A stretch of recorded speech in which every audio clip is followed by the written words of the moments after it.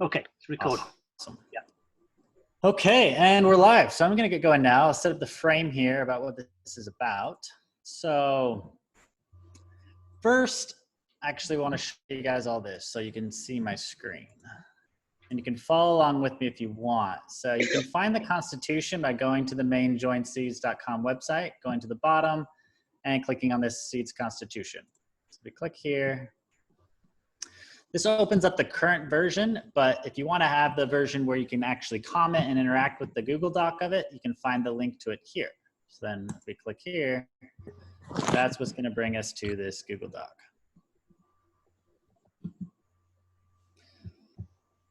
So the whole idea behind this Constitution is this is what governs seeds. So if we're looking at seeds as a financial and governance system, this is what's the governing document that helps us discern how we're going to evolve and how the protocols are actually being managed. So in a lot of cryptocurrency projects or any type of tech project, it's the code that says what's going to happen. But a lot of times the people who are using that code have no idea how the code is designed, how it's working, or anything. I'm going to go ahead and mute everyone. Everyone can mute themselves. That'd be great if you're not speaking. Here, let me.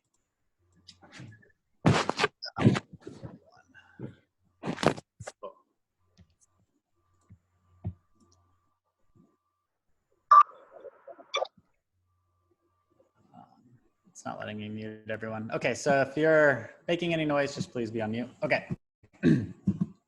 So the Constitution's pretty involved at this particular moment. It's about 70 pages, and that's because it goes over every single protocol that's governing seeds right now. So we're not going to go over all of that today. We're going to break this down into chunks and have a section with each different call. But this first one, we actually, I think, will be best to go over the actual Constitution rather than getting into the protocol. So the Constitution is very similar to nation states' constitutions today, where it talks about their declaration, what's the purpose of the intent behind that governing body. So that's what I want to cover today, but before I run down that rabbit hole, I do want to pass this over to Paul and give him a moment to open this up and introduce why he's bringing us all together. Okay, well, thank you. Well, first of all, I'm very happy to be a part of Seeds and what is going on here. And the reason I am particularly interested in the Constitution is basically because I am interested in the planet. And I believe that if it is anything to do with an economic system, then I think that the planet should be first and foremost in any of our dealings, because without it, we simply would not exist. So that's my interest in this. I would also like to say that the essence of it should be not about what it is we can get out of it, but what it is we can give to it, as far as this Constitution is concerned. Wow, I seem to have a big picture of Mark, I guess. Wow. Hi. I have no idea how this thing works. I can see a whole bunch of things, but anyway, I can see I'm communicating. So that's where I'm coming from with the idea of a constituent assembly. I had my concerns when I saw the Constitution. They're not serious concerns, but with any sort of legal document that entails so much and needs to be so secure, then these things you're going to see, and these things need to be advanced when you see something that might be detrimental to the whole society. So that's why I raised the issue, and people have come along, because I guess that many other people consider this a very worthwhile project. And for me,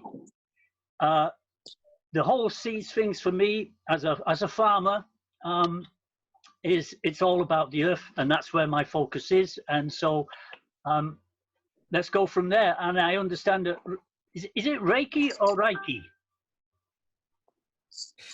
Reiki? Reiki, right like the grain, key like a door. Pardon? Reiki. So it's Okay. like Yeah, rye, like the gray rye, and then ki. yes. Yeah. Like the Japanese philosopher. It's derived from the Japanese term reiki, which is spelled a little bit differently, but it's the same mentality. Ah, well, interestingly, Konomi told me that the spelling is the same spelling for a well-known Japanese philosopher. I'll ask her when she comes in. Interesting. Awesome.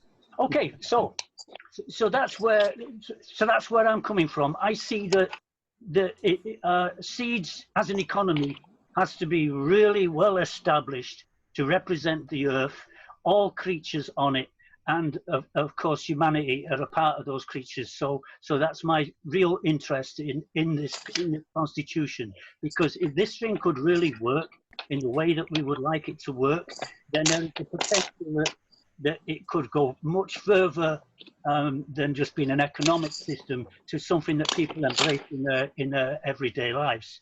And just one more thing, talking about the earth in the constitution, I would like at some stage further down the road to bring in what the Bolivians did, which was the law of Mother Earth, because they really encaptured the earth in a document. And so I would like to pass it on to everybody else for their input.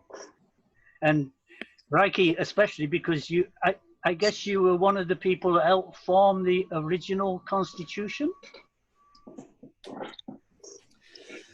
Yes, I've been. So first, could everyone who's not talking mute? I accidentally gave it my hostship to Paul. Or Paul, if you want to go through and just mute everyone, but that way it's not going to keep flipping back and forth for us. Okay. You're going to have to explain to me, how do I do that? Or if you just want to make me the host again, then I could take over. Sorry about that. How do I do that? So if you go to the participants and you right-click me, you can see more and you can make me a host. Yeah. Participants. Yeah, manage participants. So yes, what we're doing right now is this foundational document, the Constitution, which I'm going to bring back up again, this is version 0.001.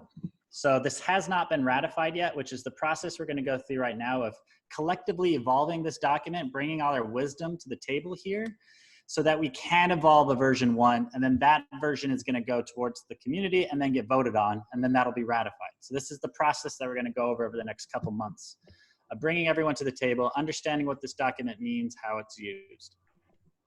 So what we're talking about is the foundation for what SEEDS is going to be. So this is where we're gathering all of that information. So what actually guides the growth and evolution of SEEDS? How do the protocols actually operate? So to give you an idea of what I mean by that, is a lot of code and tech projects today, we don't know how they're working. Like Facebook has all these algorithms, but we don't know how they work or how they operate or what they're intended to do. It's just a system that we're operating in with. But what SEEDS wants to do very differently is make this as transparent as possible, and then also give the citizens of SEEDS the ability to evolve and update these protocols. But this is only possible if we understand how they're actually working. So that's what this document is all about, is it shows what's going on in the code and puts it in a human language terms so that we can see what's happening and actually have a way of evolving it and updating it and interacting with it. So I do want to show you one section in here. So when you start going through the Constitution, the later sections, you're going to see these parts that are highlighted out in green. And what this is it's reflecting actual code in the smart contracts and the protocols that are operating there. So there's the human language term, what it's intended to do, and then there's the actual, calculation or code or what have you that's happening in the contracts. And in the future, we're actually going to put this entire document on chain and then have it so you can highlight it, right-click it, and then suggest and change to that code, and then that's going to automatically go for a vote. So anyway, it'll be a really cool UI that we built to do this. But before diving into all of that, we have what we just call the Constitution part of all of this, which it looks like we actually duplicated this a couple times, so don't know why that is. So the Constitution is just like a nation state's constitution.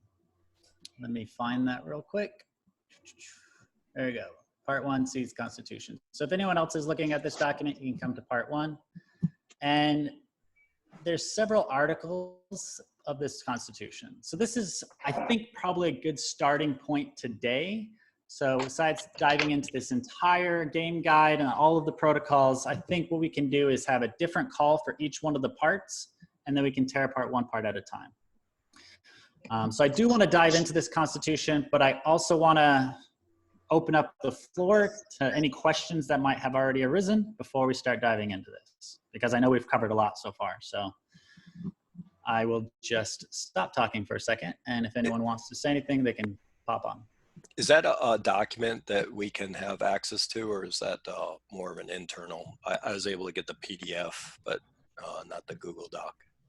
Yes, so I stated at the very beginning. So if you see the PDF right here, at the very first page. Oh yeah, somebody put it in chat. Yeah, I got it. Okay. So if you click there, it's going to bring you to the Google Doc. So this is where all the conversations are going to take place. So we made a particular seeds community edit here. So here's where we can come in, highlight a section, right click it, go down to comment, and make any comments. So we want this one to get messy. We want to see a lot of comments and debate and discussion all happening on this document here. So that's the whole point of this, so we can have all the information in one place, have all the discussion here, and actually use this document to update it. Cool. Any other questions?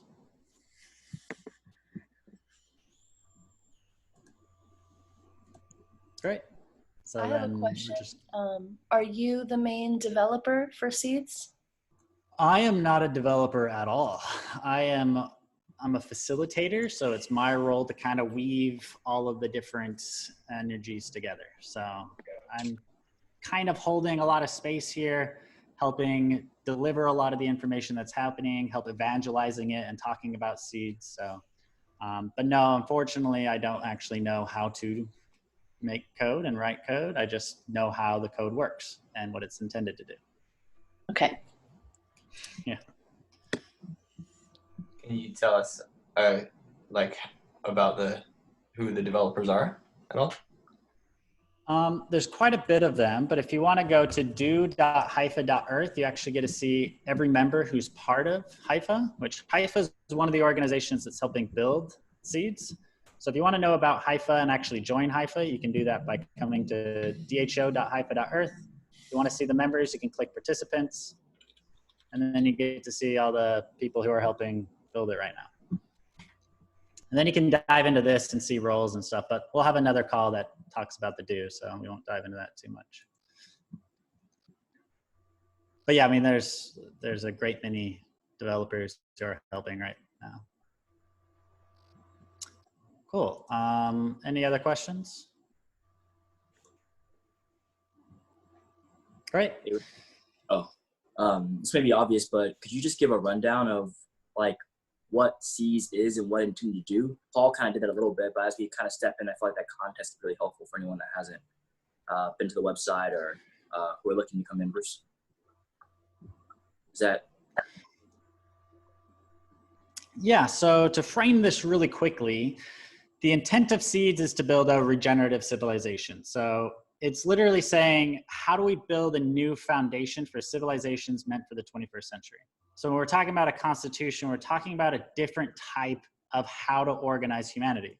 So we're talking about financial systems, sure, but on top of financial systems, we have governance systems, which is what we get into within Seeds. Is like, yes, we're making a money system, but then how do we govern that money system? How do we distribute money throughout our economy? How do we create a different type of economy, which is really how goods and services and energy and value are distributed within a system. So in a very abstract way, we're talking about creating a different type of civilization.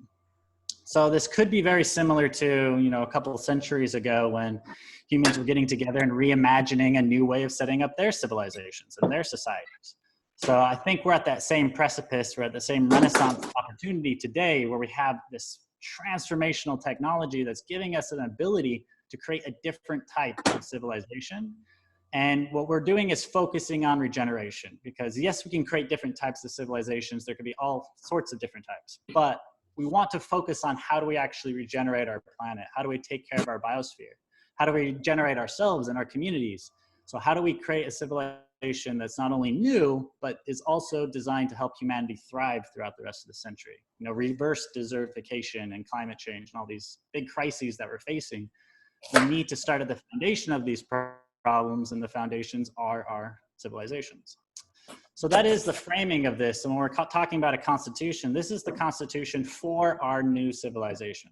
So it's a very critically important document to get right, because this is talking about how this civilization is meant to evolve.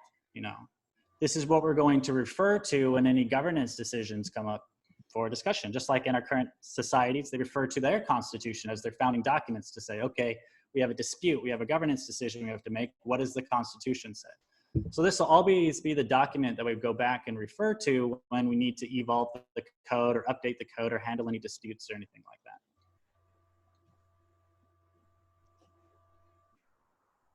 Hopefully that answered questions rather than created 50 new ones. I have a question.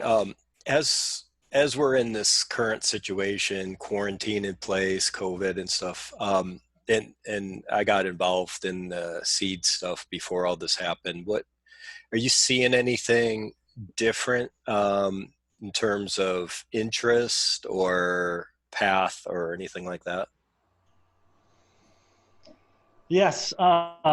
So, you know, a lot of people are talking about 2020 being the start of this transition, you know, being like the golden decade, the age of like humanity transitioning into new civilization. Like, so I'd been hearing about this for a couple of years and believed it. I didn't think it would kick off so quickly, you know, like right as 2020 started, just kind of like opened the floodgates and like now we're in. So a lot of, you know, organizations and communities we were talking to, you know, pre-COVID was, you know, seeds was a good idea. Like it sounded nice, but it wasn't an existential need. But what this COVID crisis has actually created was our current financial systems are collapsing. They're not working anymore. Like it's very clear that our current financial and governance systems aren't serving humanity and that we need to step in with some alternatives. So it has created a massive pressure now for us to move seeds a little bit forward faster. So we're planning on doing this process a lot, you know, more relaxed. But now we feel like there's a kind of an obligation for us to get this out here a little bit quicker and faster and to actually start putting into practice. So to answer your question, yes, there's a lot more demand for it because it's a lot more of an existential need rather than just something that's nice to have. Ricky, I have a question as well. You may cover this, but I'm curious to know how seeds translates to like hard currency, quote unquote, potentially like local currency or you know, a group of people's already established alternative currency?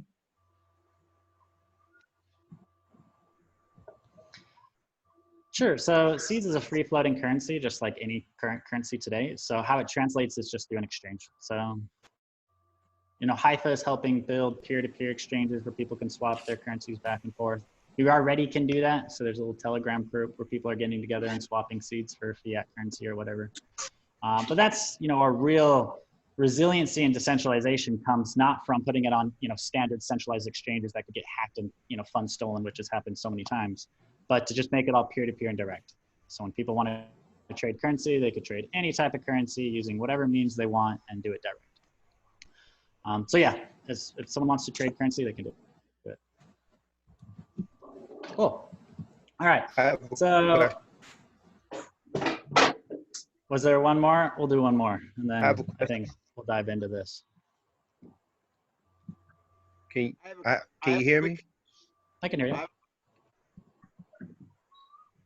Yes, I was wondering, are we going to be on any major exchange like a Binance? So we wrote an article recently talking about why we're not very interested in exchanges, because again, we're giving up our funds to those exchanges. They can get hacked. There's a lot of problems. I mean, you know, cryptocurrency talks about decentralization, but then there's this new form of centralization that came into it in the form of exchanges. And they're kind of a conflict point.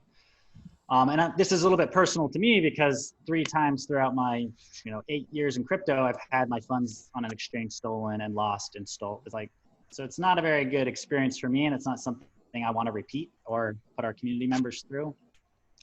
So, you know, Hypa is not going to prevent exchanges from listing seed, but we're not going to actively seek it out. mostly because that's not where our community's found. That's just more where speculators hang out, and it doesn't actually offer that much benefit. So anyway, that's another topic for another time. I have a quick suggestion. I don't know. I'm trying to find a way that I can get the screen that you're sharing on a full screen. I can't really read what you're sharing very well. I can't seem to find it on my settings. Is it on your settings? How's that? No, I think you can slide the panel over. JJ, try sliding the panel of people. Thank you, brother. Oh, can you guys see this? Is that better? It looks good if you've got the video set up properly. Yeah, I needed to slide it over like Brett said. Thank you. Perfect. All right, so I just want to dive into part one today, and then we can break these into multiple calls, but we'll go into each part. But part one, I think, is one of the most critical parts because it's the actual Constitution. Why the rest of this document we're calling a game guide, and it goes over the protocols. But the Constitution is more of the heart and soul of this document, and it's a much shorter document, so it's a lot easier to be able to digest and actually be able to give feedback to. So we'll start off with the Declaration. So I'm going to ask one more time as the new people have come in. If you, I'm the host again, so I will go ahead and mute everyone. And to make sure you're muting yourself if you've unmuted yourself to speak. Awesome. All right, so the first part is a declaration. So some of this was modeled after the US Constitution, so you could see some, harken back to that document. So it's a little bit off of like the Declaration of Independence. So we're talking about, we the people, we're coming together to form a different way of organizing ourselves because we chose to, we're an existential need. But where SEEDS is completely different than any nation states is nation states enforced borders, and they said that any person who was born within that boundary is part of that nation state, or there's a lot of coercion and force to ensure that happened. Where SEEDS is a global system, and it's completely voluntary. So people can step into SEEDS, they can step out of it. People can hop in and out of any community they want. So it's inherently different to nation states given the fact that it's inherently voluntary. And it's a global system to start with. So understanding that it's a global system, we call ourselves the people of Earth. And that is the bioregion that SEEDS as a whole is concerned with, is our planet as a whole. So that's the frame we always take into account here, is knowing that it's not just a nation state versus other nation states. It's all of humanity coming together to build a different type of system that could better serve humanity. So this is it's a very short one, but this is something that we would love to be able to really craft and hone. So if there's other parts that you feel like need to be mentioned here, or other things that need to be added, or different ways of rewriting it, please come to here. Again, right click, you can make a comment, and we can just have a discussion on how this, could be. So this is the foundation. This is our declaration to the world of what we're doing, why we're here. And what I could do is I could just, I could talk about each section and then maybe bring it up to questions, and then anyone could voice an opinion that they might have. So right after here, we can open it up. So does anyone have any immediate feedback on the declaration? I have a question, kind of in line with how this currency and this movement is working to dissolve borders and create global communities.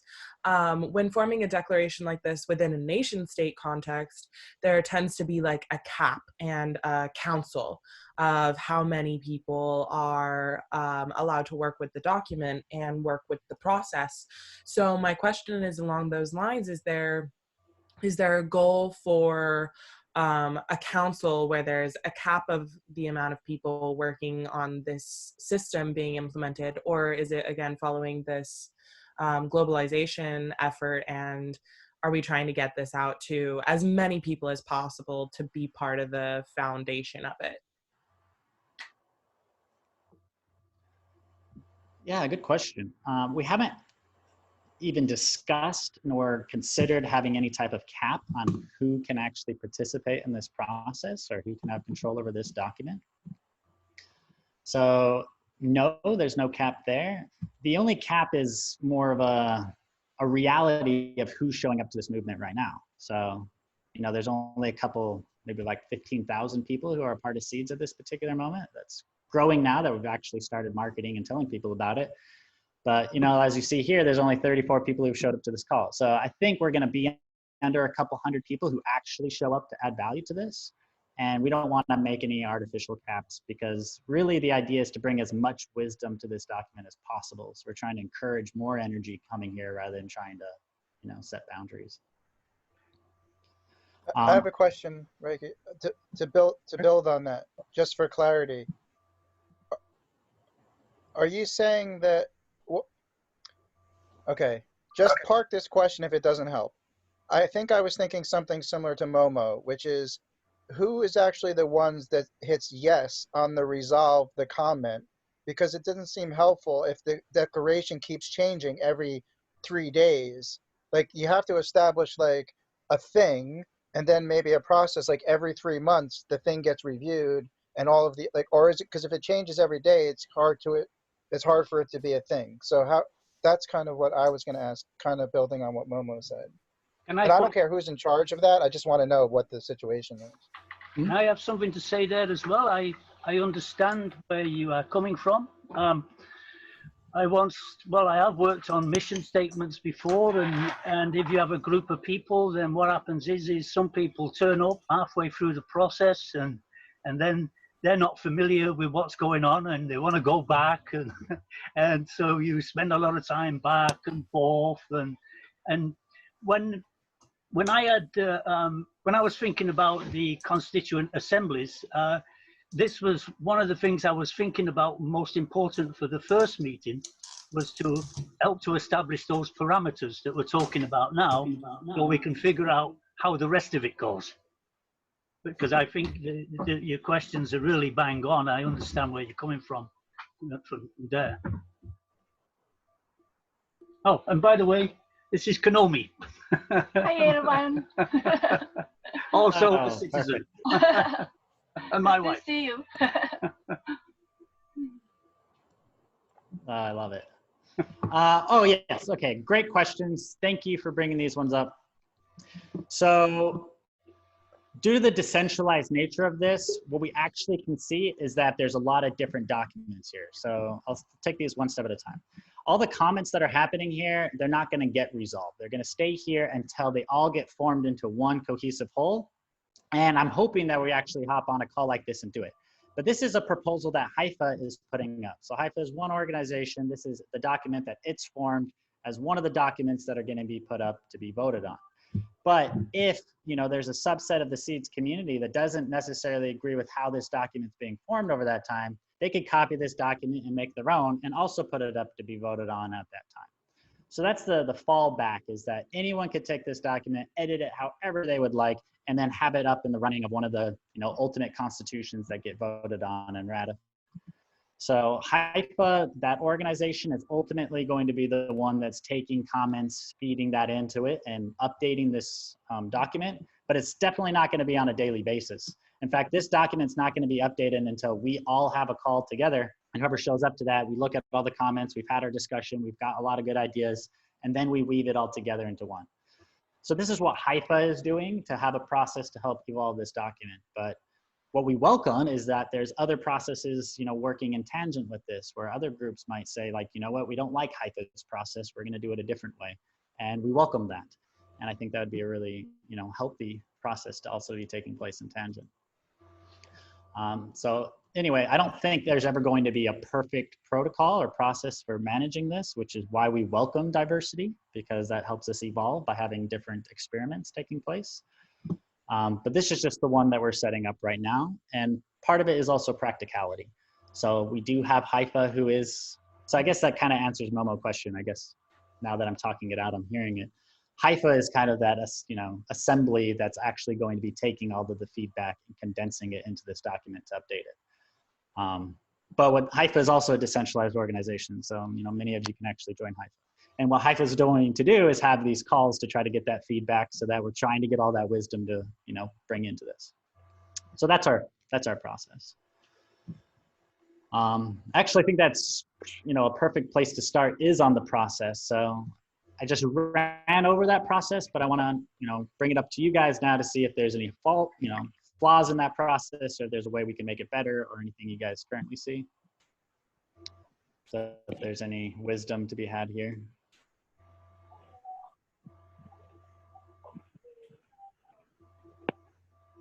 Yeah, I do have a question. Hi, this is Olivier from Le Ciel. So basically, if I understand the system well, if this constitution is voted by the citizens, then it will be the official constitution until another one is voted for, right? So the constitution can actually change from time to time when a better version is actually submitted to the vote of all the citizens, right? Yes, but actually a little bit easier. So once this becomes version 1.0, once we come up with the one that's ratified, at that point we can actually change section by section. So we don't actually have to put forward an entirely new constitution. We could change little parts of it. So we're building a UI right now where we want to have it. So once it's actually set up, you can click on this section, make, you know, propose a change, type in your change, and that propose itself would go up as a referendum item that people could vote on. And then if it passes, then it'll automatically just update the change. And this is how we're going to actually manage the code as well with all of the protocols. Is if we want to evolve the protocol, we just highlight it, we recommend a change. If it gets passed, it automatically updates and it changes the code. So this is actually how we go through a decentralized process of evolving the protocols itself and evolving the constitution. So anyway, once this one's ratified for the first time, then the process is going to be more of a slow, continuous evolution of it. That's a super amazing thing to do, to have a Google Doc be updated through referendum. So kudos to you guys if you figured out how to do that technologically, by the way.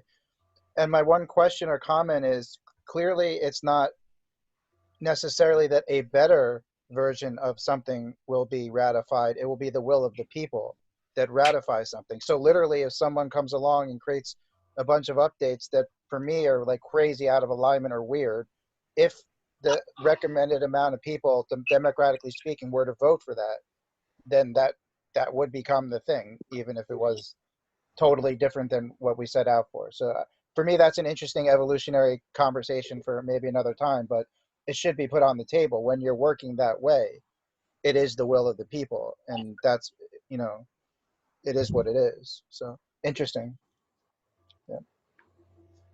Yeah, I think that's one of the most beautiful parts about what's being put forward here is it's designed to evolve with the people who are showing up to it as new energy arrives.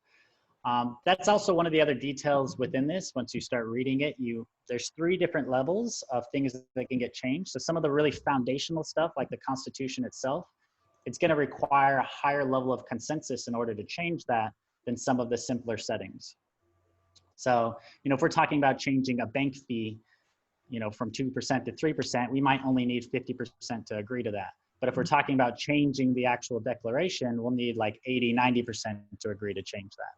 So there's some things that are going to be foundational to the protocol that will require much higher consensus.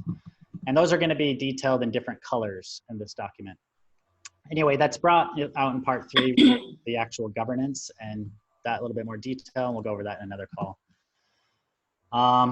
Cool. So I do find this incredibly valuable. So any more questions on the actual process of creating this original document? I have a question. Do you currently have a system set up for taking votes? Yes, so that's already happening in the Seeds Passport. It's happening for funding proposals right now. So Alliance members that are showing up that are asking for grants, you know, setting up campaigns and Haifa even getting paid and all that, that's happening within the Passport. And before we actually get this up, this will be voted on through the Passport itself. So the same way we're voting on funding proposals, we'll be able to vote to ratify this and then vote to change this and do all that through the Passport. There's also a vote for a bonus reward for participation in this that will be coming up, I guess, on the campaign. Yeah, brilliant. So Paul actually came up with a campaign proposal that people who show up to these calls to help evolve the Constitution ought to be getting paid for their wisdom that they're bringing to this table. So currently, actually, everyone who's here today, send Paul a message afterward. He could be found in Telegram. And let him know that you showed up today, because when this campaign proposal passes, he'll be able to send you some seats for showing up to these calls. And then as we continue to have these calls, people can start earning seats for participating in the governance and evolution of this document. Because that's, you know, the very foundation of this new financial system is we should be getting paid for showing up and adding value to this. So participating in these discussions is valuable, and Paul wants to pay you for it. That's a perfect segue to my question. What we've communicated a few times through email in regards to the mobile application and this being available on a desktop application. I know you've communicated something to me about that, and I have to be honest with you, I haven't followed through with that. But there is something available for desktop. Well, the Seeds Passport, like the mobile app, is technically a web app. So anyway, very long story short, we're making it accessible and easily accessible on the web version within the next couple months. So it's on our agenda to do. We just have to make it, you know, usable and user-friendly first. So, but it's coming. Thank you. Yeah, you're welcome. And I saw a hand raised from Severin. So feel free to take the floor. Thank you so much. I actually just found out about you today, and here in Germany, we're working on transition models, and I've been in search of this kind of blockchain technology where it's exactly what you're doing, and I just wanted to ask, how do we, from my side, I also have an international network, how can we work together that this gets spread out as quickly as possible? And yeah, I'm sorry that I came in late. I have a 1-year-old daughter, but I'm just very excited and I'm eager to get involved. Sure. The facilitator and me wants to get back to this particular reason why we're showing up. If anyone here, especially you, send me a private message and I'll talk to you about how we can weave in your community and your group. And that applies to anyone. There's a beautiful ambassador group right now that's helping communities, you know, get onboarded and set up their communities, set up their networks and groups and all that. So yeah, reach out to me and I'll get you plugged into that group. Okay, so bringing it back to this, is there any last questions on the actual process of us coming up with this first document? Or is it pretty clear? I just have one quick question in regards to, this is being built on blockchain? Yes.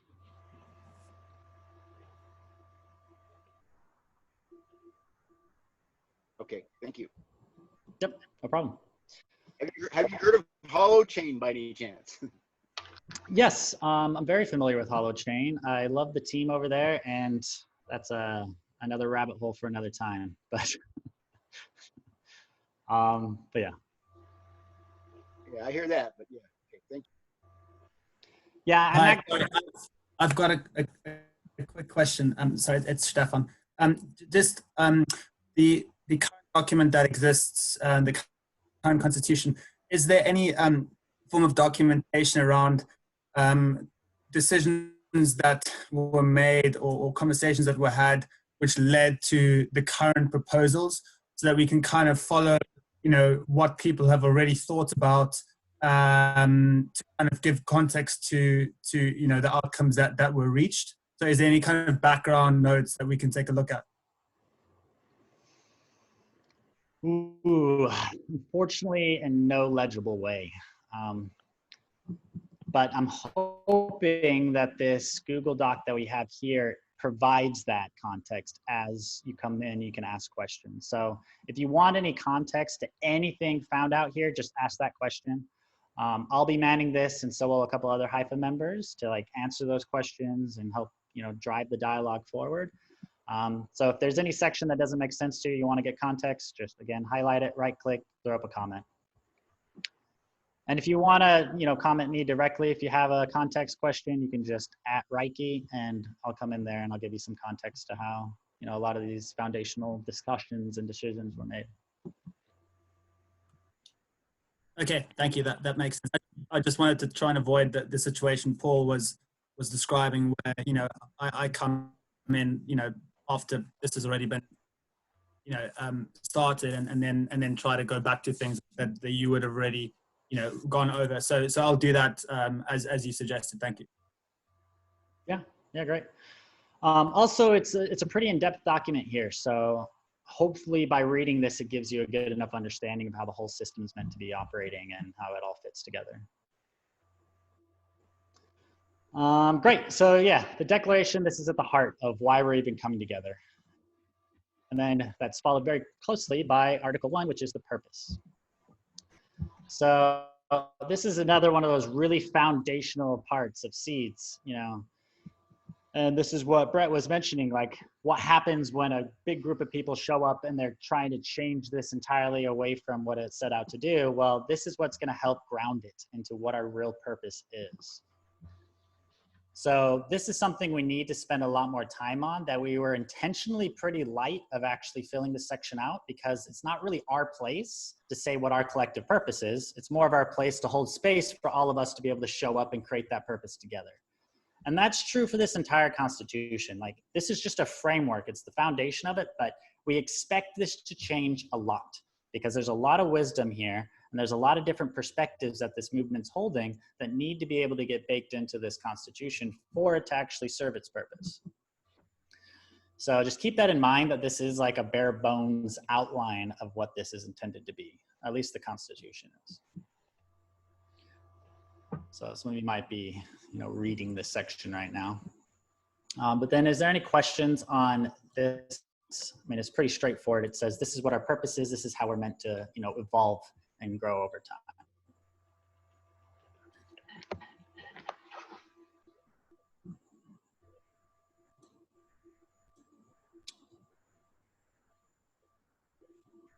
Three, two, one, easy. Then we'll move on to Article 2. So if this is the purpose of why we're coming together, Article 2 is the vision. So it's the same thing with, you know, typical organizations. What's the mission? What's the vision? You know, so what is the vision? Like, what is that future society that we're stepping into? Like, you know, what's guiding us?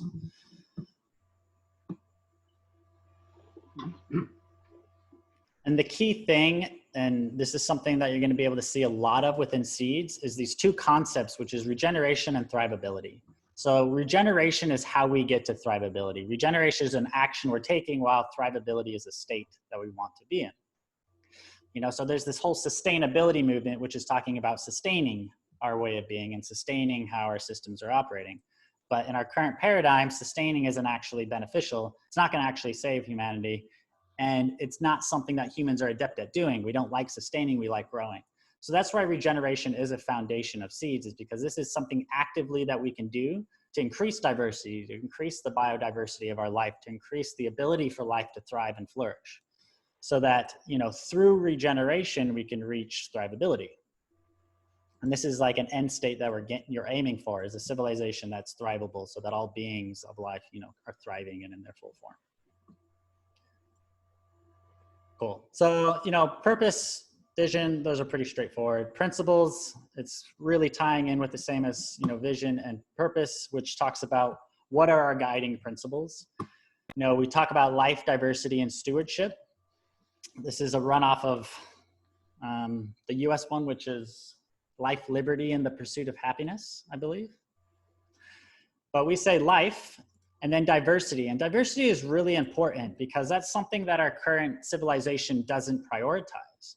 Our current civilization prioritizes monocultures and monocrops, you know, one money system, you know, plant one crop in this particular area, like one type of building that's, you know, most efficient, et cetera, you know.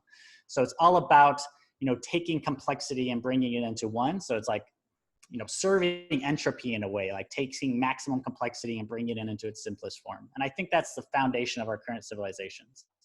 But we want to reverse that energy and actually move more towards diversity. So this is baked into seeds at a couple levels where, yes, we have this global constitution that we're talking about that serves the global system, but we focus a lot on bioregions too, and then letting bioregions dictate how they do their own forms of governance, how they manage their funds and do their own thing. So we actually work towards biodiversity by giving bioregions their own forms of governance so that they're not, beholden to whatever dictates are, decided here. Hopefully that wasn't too confusing. But anyway, so we focus on life, diversity, and then this idea of stewardship, which is where humanity's, highest potential is actually stewards of the earth. Creating the conditions for life to thrive, working with evolution, working to restore our bioregions. So it's to step out of this like hunter-gatherer state of taking without returning and more into a state of adding more value and life to our planet. That brings a question for me. It seems to me that this new way of living is something that is bringing together a lot of individuals that are really enrolled in the idea of stewarding the health of the earth. But it also seems realistic to me that there's going to be large demographics and chunks of humanity that don't follow that path. Like I kind of in my own brain perceive two separate like stages of evolution of humanity, the people that like go to the stars and continue technology and industry, and the people that like regenerate the earth. And there's that possibility, but in the agreement of non-aggression, of celebrating diversity, and of voluntary association, what is a protocol for living harmoniously with a culture that chooses to continue the ways of industry and destruction? And that's a really big question, and it doesn't have to be answered, but if there's any conversation that's been had there thus far, I'd be interested in that. But that's just one of my thoughts. Yeah, so yeah, and, also my, my question also looking at I'm coming from Africa, and I'm sure all of you know situations in Africa, and how do we have institutions that are just starting up, finding a fit within seeds, and that they begin to continue to be of benefit in the regenerative way within Africa, not just within the nations where they are established. In other ways, how do we find the unit of purpose with the startups in developing world?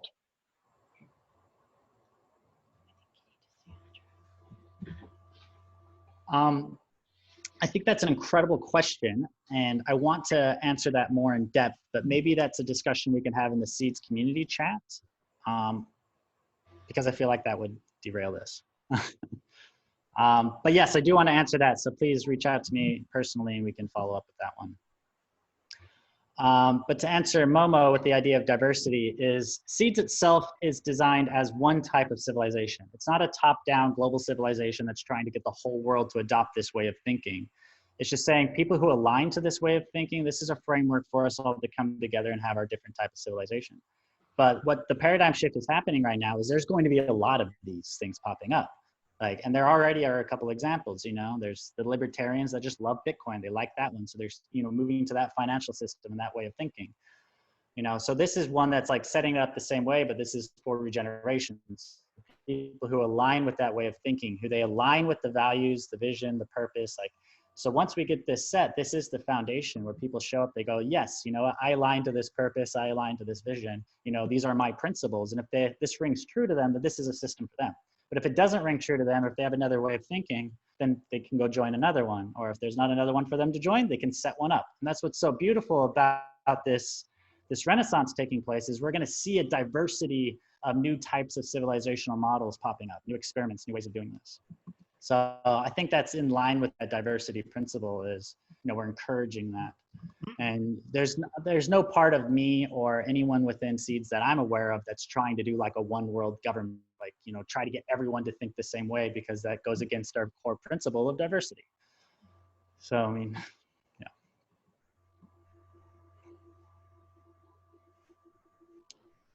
Cool. So without diving too much into this, I know a lot of people have some principles they'd probably like to see brought to the table. So please bring that, discussion and thoughts here, and we could try to align around some core set of principles that really resonate with what this movement is about. A question. And then this is values, which speaks to, go for it.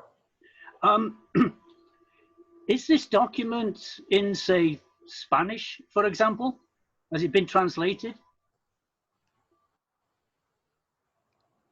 Not yet, but we have some incredible translators who are translating some core documents. So a lot of them are getting translated, but this one, unfortunately, is not in Spanish yet. And now I'm realizing that's probably a high priority for us. So if anyone here listening to this is, a Spanish translator, we'd love to reward you with seeds to translate this into Spanish. I was also thinking about when we mentioned bioregion, the ultimately, perhaps not in the stage of this process because it's in English, but ultimately bringing in bioregions would also enable people speaking other languages to have an input into it, because I've noticed that with languages, a lot changes. Like you get culture in languages that you can't really translate. So getting people together in bioregions speaking their languages can bring out totally different values and principles that we, for example, let's say, myself as an Englishman, might never understand otherwise, might not even know exists. But that's further down the line, I guess.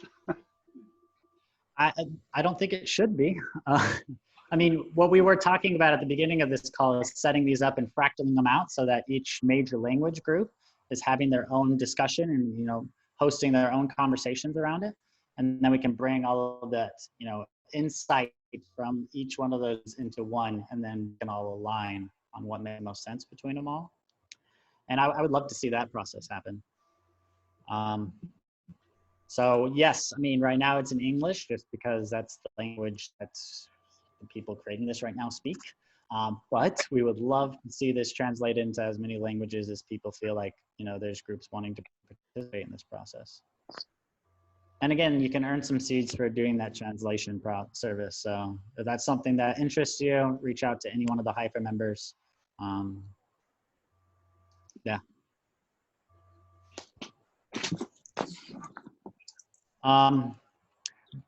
Values is another one that this is referring more towards our personal actions and how we are meant to behave and how we're expected to behave when we're, interacting within the seeds community.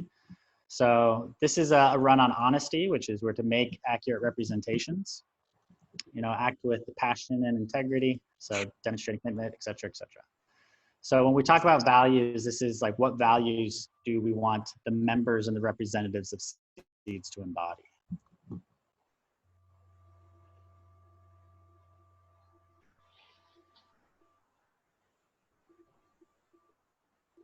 Cool. I mean, I think all of those first ones are pretty straightforward. Is there any questions on any of that? Easy.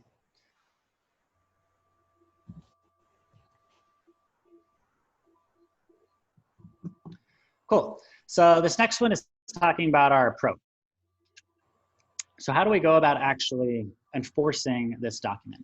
So that's where the blockchain steps in and the software components of this. It's that we can, in effect, in the governance, we'll get into governance in another conversation on how we actually go about enforcing this constitution and enforcing these certain rights and behaviors. We're first acknowledging that the development of software is an imperfect art. And the code isn't always going to accurately reflect what this constitution is stating.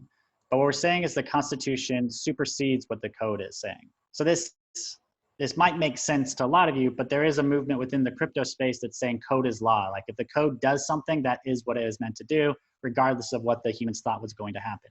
But we're taking a very different approach. That we say, no, the human language, the understanding, the intention behind that code is actually what takes precedence. And if the code breaks and fails to do what it said it was going to do, then we update and change the code and remunerate the people who were hurt in that, you know, conflict. For any types, any times where the code did not reflect and do what it said it was going to do, essentially. Does that make sense? Cool. All right, this is where we start getting into more of the intricacies of seeds, is the voting process and our voting rights.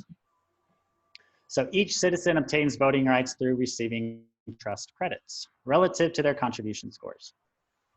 So this is how governance of seeds actually works. It's people who are contributing to the system, and this is a whole other rabbit hole, but contributions could be evolved to include anything that the citizens of seeds want to consider a contribution. So this is where we get to actually start saying, what do we want to consider a contribution in the society, and then we can reward that behavior. Do we want healers to just go out there and start healing people? Great, we can give them a basic income to go out there and heal people. Do we want tree planters to just go out there and start planting forests? Great, we as a community can say that is a contribution to this society. We're just gonna reward them. Anyway, so this is an endless hole what we consider contributions. Seed starts out with some basic ones, but regardless. So the more you contribute to seeds, the more voice you earn in that system. So this is where it's a pretty strict departure away from our current democratic systems, where in current democratic systems, it's one person can vote. If you're part of that system, you get a vote, you get one, everyone gets one. But when we're talking about a voluntary system that's not forcing you to participate in it, and it's not dominating your entire life, then it doesn't actually make sense to have one person, one vote, because people are part of this in different amounts of ways. So someone who's a full-time part of seeds, their entire livelihood depends on it, their entire business operates on seeds, they ought to have a greater voice than someone who used seeds one time to buy dinner once. So it wouldn't be equitable actually to give them the same level of voice. And this is where we depart. And we also separate it from other crypto systems that say, you know, one token, one voice. Because what we just created there is an oligarchy and a plutocracy, where any wealthy person can come buy up a bunch of tokens and in effect increase their voice and then make decisions that give them more voice and power and et cetera. And what you see is a concentration of wealth and power. And this is already happening in a lot of crypto economic models. So we don't want a plutocracy and we don't want to give an unequal share of voice. So we've come up with this new model that actually tracks contributions and gives people these trust credits relative to how much they're contributing. So this is how many tokens you're actually able to spend on participating in governance. So when referendums come up to update the contracts, update the code, update the constitution, these are your tokens that you actually cast to be in support or against any proposals that come forward. And this is what's already happening within the Seeds Passport. So if you go to the governance section, if you're a citizen, I don't know how many of you are here, you see how many trust tokens that you've actually earned. It says that at the top, and then you cast those on the different proposals. But anyway, we can get into governance. It's section 2, so we'll have a whole deep dive on governance at another call. But this is just talking about the very foundation of it. So as a citizen, you're entitled to participate in governance. And there's 4 different types of governance that you get to participate in. So the global referendums, which would be like updating the code base here, updating the constitution, updating protocols, that sort of thing. The global proposals, and this is what's happening right now in the passport is, you know, alliances are making proposals to the whole global community and you're able to participate in that. So this is already active. And then next we're opening up bioregions. So each person gets to be part of one bioregion. So as you join, you're part of the global system and you're also part of your bioregion, which then has its own type of referendums for how it's changing its code and how it is doing governance. And then its own funding proposals on how it's distributing in its own funds and financing things. So those are the 4 parts of governance that each citizen gets to be a part of. Pretty straightforward. Yeah, I do have a question though. So if I follow what you're saying, at one point, going from one region to another, a different set of rules could apply on how you get credited or how you get rewarded or even how you can spend your seeds or plant your seeds, or is that what it means? How you get credited as far as your voice goes in that bioregion, yes. How you can plant and spend your seeds, no. So that would only be on a global level. And really, there's not going to be any type of restrictions on how you spend and plant your seeds anyway. But no, the only thing that's changing from bioregion to bioregion is how they do governance. Because each bioregion has a different local customs and norms and how they actually want to come to consensus. And what seeds is going to do is it's giving, you know, this one token, one voice type of governance system from the beginning, but there's so many different ways for us to actually do sense making and come to decisions as a group of people. So what we're doing is actually letting bioregions explore that all on their own. They might do away with voting altogether and have a different type of governance system that helps them make consensus decisions. And this is the type of evolution that we want to see happening. It's possible when each bioregion can play with their own governance, with their own rules. So yes, when you move from bioregion to bioregion, you're moving from a different type of governance system into another one. And I expect that over time, there's probably going to be more divergence from these governance systems, but you know, different bioregions are going to be able to learn from the ones that are really thriving and doing well, and then we'll be able to take that and move it throughout the rest of the seeds, you know, civilization. Yeah, I find this very organic. I'm all for it. I mean, it's how nature actually, you know, does it. Different rules through different regions. Yeah, absolutely. I mean, I think that's one of the foundational principles of seeds is to look at our biological systems and try to map an economic system over a biological system, with the caveat that we need to start from where we're at today. So that's the whole concept behind seeds is how do we grab people from where we're at today and move us into an exponentially evolutionary, you know, financial system that can move us more towards how biological systems are set up. So that's why we start with a token that looks like money and this voting that looks like, you know, our current democratic systems, is so that we don't have to have an entire mind paradigm shift in order to participate. We can start off with what we're already used to and accustomed to, and then step into systems that can exponentially change. And that's what's so powerful about this constitution and this process is it's all just code. So if we want to radically evolve our economic model, it's simply a process of coming up with how we want to change the code to, you know, elaborate that new model and then voting on it. And if it passes, we can have radical evolutions all built within this system. Why current financial systems aren't capable of having that level of evolution. So what we want to really encourage here is just, you know, aligning better towards evolution so that we can have societies that are actually, you know, responding to our global norms.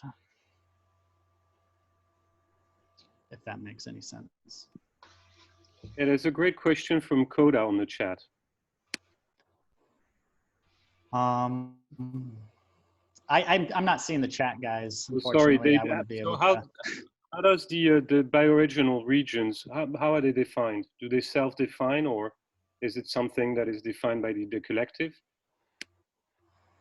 They will self-define, but we're going to set them up to begin with. So bioregions are biological regions that are already elaborated on our globe today. So we're going to start them off with these big bioregions, but then once a bioregion's established, we'll let it fractal into smaller units. You know, they might decide to fractal into watersheds or whatever. So we set the initial bioregions, but then the governance process determines how they break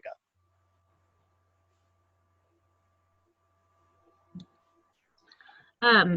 May I ask, I just wanted to expand on that, like there are some bioregions that are already self-identifying, like I live in Cascadia, it's, the bioregion has sort of been defined as the watershed from where the water falls on the mountains to where it flows into the ocean. And I was sort of wondering if you, this initial setup of those bioregions are going to follow along with how those bioregions have already sort of defined their boundaries. Yeah, so there's a couple different papers talking about the global bioregions, and we actually haven't settled on one yet because we haven't set up the bioregions yet. So if this is a topic that people are deeply interested in, please comment right here your different models for bioregions, and then we can, you know, use the best one. But ultimately, we're just going to end up using one type of model where they've already identified all the bioregions, and then we're going to use that model to set up the first ones, and then let decentralized governance manage how they break it down into smaller units. but yeah, we have a couple models that we're looking at, but we haven't settled on one yet. So it's still up for debate, discussion, decision. Awesome. Cool. Any other questions before I keep running? 3, 2. Awesome.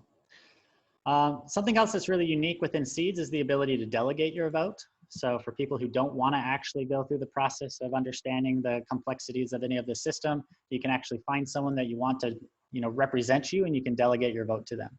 But why this is just so much better than our current democratic systems, or representative democracies rather, is you don't have to wait 4 years to choose a different delegate, and you can do it automatically, and you can delegate whoever you want.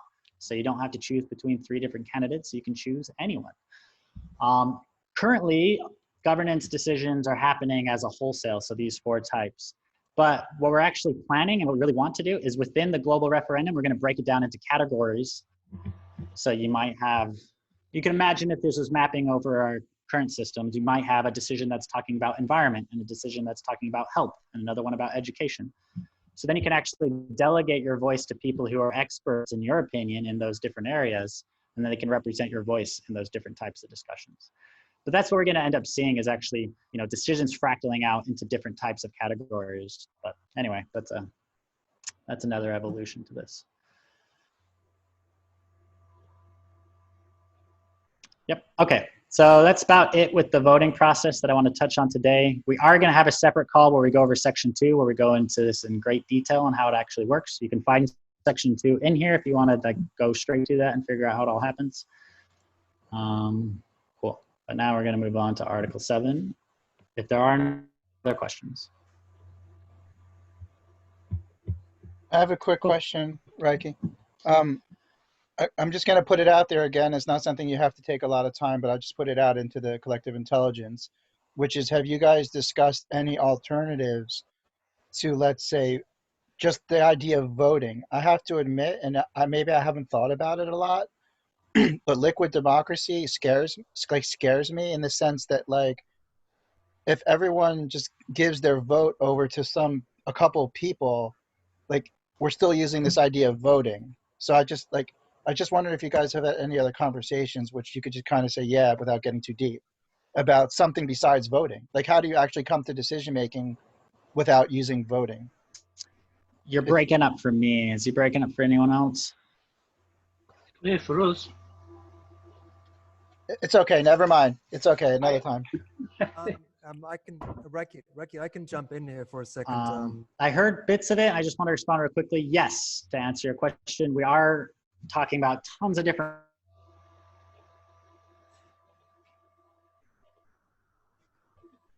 making collective decisions where you don't actually have to vote. There is but anyway. Reiki, I think what he was saying was if we can assign votes to like single voters, then we can sometimes end up in a corrupt system potentially with that person who holds many constituents. Yeah, but then it would be a self-corrupt system. It'd be a corrupt system that we chose to corrupt because they couldn't take it, and that delegation could be taken away at any time. So they aren't actually able to represent their constituents and do anything other than what they want, because if they, acted against their own interests, then they could just take their delegation right away. But what we do is we evolve what a politician ought to be. I think in the better systems, politicians are actually people who are taking the time to understand the complexity of systems, understanding all the nuances of the decisions being made, and then trying to represent a certain subgroup of people based on their understanding of it. I think that's what the purest form of a politician could be. Currently, they're all about politicking and getting votes and doing a bunch of crazy stuff. But there's still room for that type of pure form of politician in this system where people can show up, actually get rewarded, because you get rewarded for actually voting, and you'd get greater rewards if a lot of people are delegating their voice to you. So you can actually earn a living. The intent is that you'd be able to earn a living if you get a lot of people to delegate their voice to you, and all you do is spend your time understanding decisions and making wise decisions, and people think those are wise decisions, so they keep giving you their voice. That ought to be able to earn you a living. So that's, our hopeful intent of a system like this, is that, there's still space for those types of archetypes. Cool. So Article 7, we're getting into property and stewardship rights. So property is defined within seeds itself. So seeds doesn't actually need, and we talk about, you know, Article 8 here too, so I'm going to kind of put these ones together. Seeds doesn't need a nation state to enforce any of its rules because all rules are enforced within seeds itself. So any type of arbitration decision that might have you pay a fee. Okay, I thought our power just went out and then I thought I was going to lose you all. So I was waiting on that. So any type of arbitration or governance decisions, which might say like you have to pay a fee, that fee is always paid out of your account. So that's how all of this works, is that every account has a certain amount of seeds planted. So that's collateral that every single account holds. So that's what's encouraging people to actually follow through with governance decisions. But anyway, so property is just defined by what's in your account, and you're the only holder of your account. So that's those 12 secret words that you're getting when you set up your account. That's your keys to your account. And you're the only one that has access to that account. So that is your property.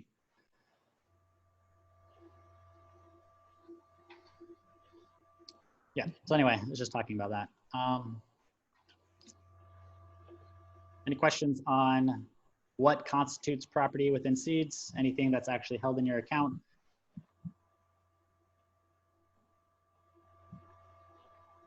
Cool. I have a quick question. I'm curious exactly how this process is unfolding, because it seems like you're just reading off the Constitution to us, and any type of input that we're giving is being glossed over to some extent. For example, what Brett brought up as far as delegating votes, I think that needs to be seriously discussed. So are we going to put it on a side burner for now? Is that the plan? We can do an ad hoc voting. I didn't actually intend to gloss over what Brett had mentioned. It's just because he broke up for me and I didn't actually hear his question. So, well, and I didn't mean that. I didn't mean to attack you in that way either at all. I was just saying that I'm just trying to get a better idea on how this process is working, because, like I said, I feel like you're reading this off to us, but where are you going to be really accepting our input? Yeah, great. In my mind, this is just what I'm doing. I'm just running with giving the overall information, the intent, and then intending for us all to actually come onto this document and leave all our feedback in the form of comments. Because I think that's a more like egalitarian way, because then nobody gets, you know, shut down or quieted or any of that, because all of your voice can be heard here. What I'm wanting to do is just answer questions of confusion so that people could better understand what's actually being laid out here, so that we can have a constructive conversation in the document itself. Because otherwise, just putting my facilitator hat on, I could understand that this might turn into a 5-hour call and we're lost down like 15 different rabbit holes if we don't like rein it in and just talk about the overall model. I'm happy jumping down rabbit holes, but just in respect for everyone who showed up here, I think we need to have different conversations for each one of those different rabbit holes where people are interested in diving down it. That's just, you know, my model. I'm 100% open for critique on that model and for us to do this a different way. It's just what I'm running with right now.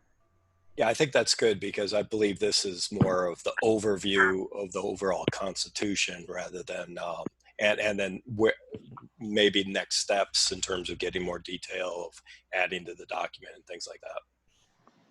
Yeah, exactly. And what I think it's probably better for us to debate it here in the comments section opposed to trying to debate it here on these calls. And in my imagination, I just joined the Telegram message board, and I think that like calling for calls that discuss certain concerns might be something that becomes optional for people that are also curious about that kind of thing, if it's more than just what can be left in a comment. Yeah, definitely. And you know, one step further than that too, the forum section of Passport, there's a governance section, there's an economic section. So there's forum sections for each one of the topics being talked about within all of Seeds. And you can earn reputation for putting up forum proposals there and, you know, talking it out. So I'd say the forum's a really great place for us to have this conversation as well, because then you can actually earn your reputation, build your Seeds account in there. So either way, there's a lot of different formats for us to do that. That's on Passport. Would somebody be able to post the link to that like they did to the Telegram group? Yeah, so you can get the Passport by going to the joinseeds.com and just right here. So there's the download link. But anyway, it's only on mobile for right now, and you do have to get an invite. So if you don't have an invite yet, just reach out to the Seeds community, say like, hey, you know, this is me, send me an invite, and someone will invite you. Cool. So then we just talk about rights, just finishing up the rest of the section. So visitor rights, that visitors, which is the account that's first set up. So we're using the same nomenclature that nation states do, this idea of a visitor, resident, citizen. So when you first show up to the Passport, or show up to the citizen, when you first show up to Seeds, you're considered a visitor. And your right is only to a share of the network bandwidth equal to the planted seeds. So that's the only right you technically have within like Seeds when you show up, is you can make exchanges and you have bandwidth limited to how many seeds you have planted. So this is why 5 seeds are always planted into your account when you get it. That gives you that initial bandwidth. And this is also how transactions are free without us running into proxy attacks. Because if our transactions were free, but people could make 1 million transactions a second if they wanted to, then they can clog up the network and shut it down. So you actually got, your bandwidth is limited based on how much stake you have, so that no account actually can, you know, overrun the network. But your bandwidth is typically high, that no normal person is really gonna run up to the limits of that bandwidth. You know, businesses will, they'll have to increase there. But anyway, so that's your rights as a visitor. Your rights to become a resident actually extend. Now you get a share of the harvest. So you see this harvest section. This doesn't actually happen until go live, where we're creating new seeds. Because as we create new seeds, they're distributed out in the harvest. That's in section 3. We get into how the whole economic protocol works. But you don't actually earn value until you become a resident. So here your transactions are free, but as you become a resident, your transactions can become better than free. And you can actually start earning value for how you're participating. So that's a new right you obtain as a resident. And then your final right you obtain as you become a citizen is the right to participate in governance. So this is also how we make sure that people who are participating in governance aren't people who just showed up to the system. They don't know how it works. They have to go through a process of actually becoming a citizen in order to participate in governance and help evolve it and direct it. And it's the same model that our current, you know, nation states have set up. Like, you can come and visit a place, but that doesn't mean you get to start making governance decisions. You actually have to go through a process of understanding the culture, the context, the laws before you can start helping evolve them, right? Can people lose rights? So get kicked out of the citizenship or something like that if they're jerks? Kind of. You have a reputation which you need to maintain in order to become a citizen, so it has to stay positive. But if your reputation actually went negative, which it can't go negative if you just have like a bad dispute with someone. You'd have to have a lot of people all saying this is a bad actor. And if a lot of people said that, then yes, you could lose your reputation and then you'd lose your right. But it's typically something that's just a defense mechanism against, you know, malicious attacks, opposed to silencing people who have a different opinion.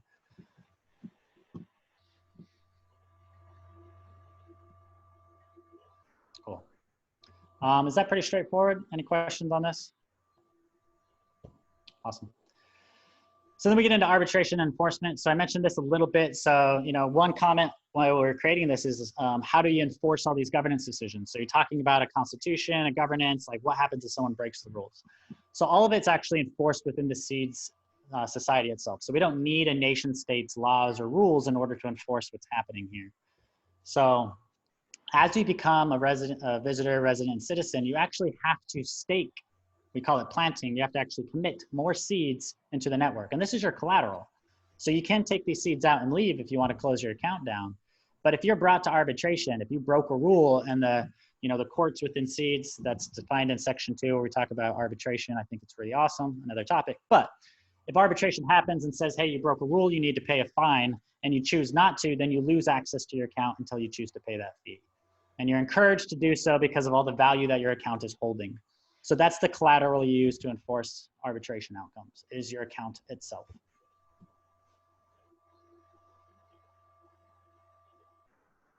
Pretty straightforward. And I think that's something that makes Seeds, incredibly unique, is our ability to actually enforce the rules that we're laying out here, why a lot of other, similar models like this don't really have a clear way of doing that. Hey, Reiki, I have a question, or maybe if this is actually to fix or heal any possible fraud, or I don't know, like what will happen if someone really gets their keys compromised, right? And someone just transfers out the someone seats value out of their account, for example. Yeah, so that's where you can go to arbitration. If your account got hacked and you have any type of evidence that could suggest that it got hacked, then you can take that, the account that took it from you, I forget what we would call it, like the defendant, so to speak. You could actually take that other account to arbitration, and their account could get frozen if you stake enough seeds. So you have to stake seeds into the contract. I feel like this answer is going to take a moment. Anyway, you can go to arbitration for that account, and you would be able to recoup those seeds. Long story short. How that actually happens is, again, in section 2, we talk about how that arbitration process actually happens, and to make it so that people aren't, doing it wantonly. But that is something that we set out in Seeds to do, because it's something that's affected me several times where, I've had a lot of wallets hacked, and it's just like, well, there's nothing we could do about it. I can go to the chain and see which wallet's holding my funds, and I'm like, that account is doing it, but there's nothing I can do. And it would be great if I could have taken that account to arbitration and proven that, hey, they emptied my wallet. Look, they emptied a lot of people's wallets. It's clear that this guy's a hacker, a bad hacker. Let's not hit on all hackers here. And there would be an actual process for being able to take them to arbitration.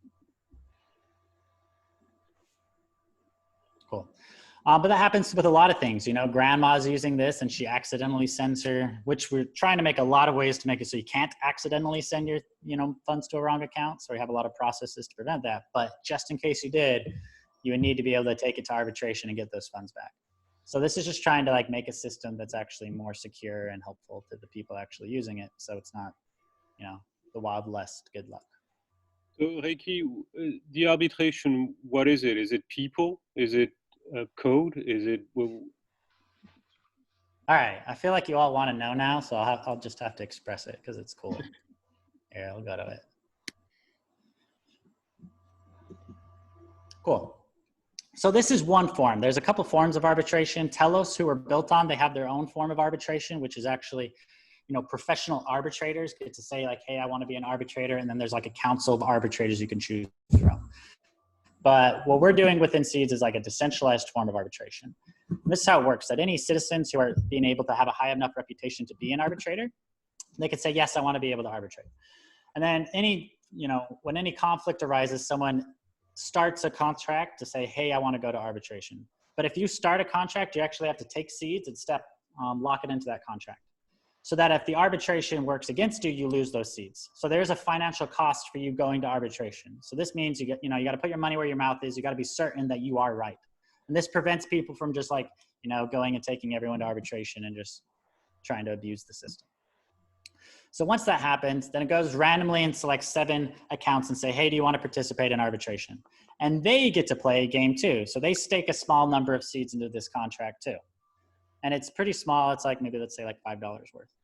Now, the thing is if you're wrong, if you're the minority on that arbitration, you'll lose your small stake. But if you're the majority of that arbitration, you win the loser's stake. So this is one model, or both arbitrators actually earn reputation for participating in it. So anyway, so they earn rewards for participating in the arbitration. So then it picks some volunteers. The volunteers, the arbitrators, are then shown both sides. So the defendant and the prosecutor should get to both say hey, this is what happened. Fortunately, since everything's on the blockchain and everything's transparent, it's going to be pretty easy to be able to point out hey, this is what happened, and be able to paint your story. Now the arbitrators look at that story and then they decide. So the arbitrators don't really get to discuss with each other. You as an individual, you look at it and you think, okay, who's right and who's wrong here? And then the majority wins. And yeah, that's it. pretty straightforward. You know, there's some collateral and some rewards involved and blah, blah, blah, blah. Anyway, we don't need to get into the details. And, you know, it's just the details that really get into making sure that this thing isn't abused and hacked and, you know, misused. But anyway.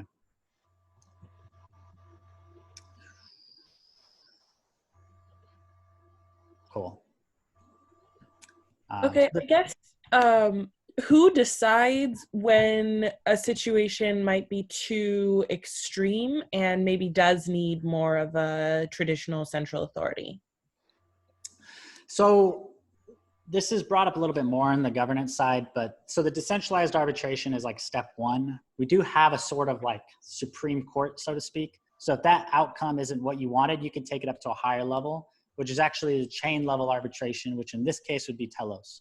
So Telos has its professional arbitrators, and then you can go and choose an arbitrator to then go and arbitrate your case. And that's where you can get more nuanced. So we do have that level of like appealing if you don't like the decision. We're also thinking of being able to appeal multiple times to decentralized arbitration, but you have to pay every single time. So if you really feel you're right and you're willing to put more seeds out there to like prove it, then you can keep doing that. And you can do it as much as you want, as long as you want to keep paying for it. So, but anyway, there's a lot of ways we can slice this. And this is actually part of this process, is for us to all come and bring our wisdom here and say, like, you know what, here's a different way of doing arbitration. And whatever is, you know, in this foundational document, when we set it up and ratify it, that's how we're going to do arbitration. So this is our opportunity now to say, like, hey, we don't like this form you just talked about, Reiki. We think that's, you know, that's not fulfilling and that's not going to work. We think this plan will be better. Great. Let's, you know, discuss it and bring it up.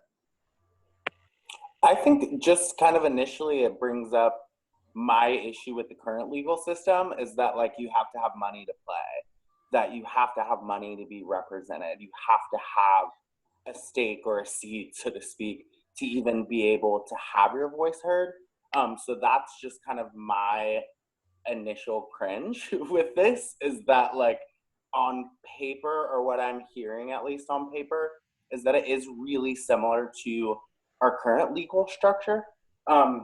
And I know that it can't be totally revamped, right? Because then it's too much to process. But that would be a concern of mine, kind of initially, is access to resources and how that's being delegated. If there's someone that, say, can't afford to have an arbitrator, is there a secondary option that's publicly funded or where they're represented by the collective? And on that same vein, what I'm noticing even in this meeting, I believe it was Article 3 and Article 4, that, like, kind of the founding principles were diversity. And I just want to name that there's not much diversity that I'm seeing on this call. And just to be very candid, there's like 2 brown folks. So I don't think that that's very representative of the collective. So I think if we are kind of in these initial stages of setting these systems and structures in place, those voices do need to be equally represented. We can't sit here and say, hey, we're creating this new governance, but it's still based in the same archaic practices that leave so many people and communities out of the picture. And it's happening right now on this call. There's not an equal representation of people. There's not an equal representation of race, of age, of socioeconomic status. So all of these major systems or infrastructures that we are all, I can say that with confidence, we're all working on changing that right now. Every single one of us on this call, or we wouldn't be on the call. But that's what it's bringing up for me. It's very reminiscent of some of our current systems. So that's what I'm bringing to the table. I don't really like to create problems. I like to create solutions. My jam is diversity and inclusion. So that's why I have to name that. I can't sit here and say, hey, this is equal representation. And it's not. It's not at all equally represented. There's no one, even on this call, that's like, hey, this is from the indigenous community where we're choosing to build this infrastructure. So for me to feel like this is really starting off on the right foot, that it is under, you know, the overarching theme or principle of diversity and inclusion and stewardship of the land, I feel that we failed that today. And that's just me being transparent, we dropped the ball on that. So I'm curious, not only for myself, but also like for the group, what initiatives do we have to help out underserved communities, or to make sure that the representation is actual representation? Well, can I say something? I think what we're representative of here is the group as it stands at this particular moment. It could well be that in Seeds as a whole, for example, there are no Amazonians in here. It could well be that there are no Chileans, or it could be large groups of people who are not in here in Seeds at the moment. And what we represent is Seeds at the moment, which is what we're trying to represent, is Seeds at the moment. Now, I visualize that as things evolve, the other language, for instance, this constitutional document, once it's translated into other languages, then more people will come in and will be able to have their say through bioregional conferences, which is actually something that, you know, I suggested earlier before this, because we live in Chilean Patagonia, and all of our neighbors speak Spanish. And so we know that they're not involved simply because they don't speak English. And so to me, what this represents is the group that is Seeds at the moment, and that, yes, it obviously needs to be expanded upon. And this is only the beginning of that expansion. The next stage is the translations into other languages, so it can therefore reach much further. And the bioregional aspect of it will enable those languages to be broken even further down, you know, into local dialects and whatever the regions are participating. And therefore we will get a much inclusive society. But I can well understand where you're coming from, but I also understand too that the language this has been created in is English, and therefore it reaches a certain section of the population. And I myself am not at all technical minded. You know, I come from a tree planting farming background, and there might not be many tree planters and farmers who are actually in here for all I know. You know, living in a cabin on top of the mountain with, you know, solar power and, you know, not connected to any electricity or anything like that. But for me, this is just the beginning. And then, yes, I would love to see a Kayapo man, you know, someone from the Kayapo in the Amazon here doing the same thing as a part of this. And I think it will extend to that. And personally, I think that with the translation, I was just talking to my wife, Konomi, here, and we're going to translate at least the Constitution into Spanish, so we can share that with our friends. And I would invite anybody out there in our community of Seeds to do the same, to start sending it out to as many people as possible. As to translating the entire document in Spanish, that would be a bit too much for us, but we can certainly translate the Constitution in Spanish, and thereby we begin to reach out to this greater community you are talking about, because certainly that is the intention, I am sure, of your Seeds. But you're right, you know, we're inclusive as we can be, I think, at this particular moment. But hopefully, as we progress, we will become, you know, have as much diversity on the planet represented. And if I could find an ant that spoke, I would translate it into their language. I want to be super clear that I don't think anyone on this call is being malicious or inclusive intentionally, but it's the same rhetoric that I've heard in corporate America for the past 10 years is like, oh, we have a board of 5 white men that are making all the shots and all of the choices, and we'll make sure we consider those people when it's their time for consideration. So what my issue is in the foundation, in this call, we need more brown and Black voices. We need more people of color that are being represented if that's our ultimate goal in reaching out to those communities. That's all. It's not really, from my perspective, it's not something that's even really debatable. Just if we are creating a foundation for a new system, that system should be inclusive if we are saying that system's going to be inclusive.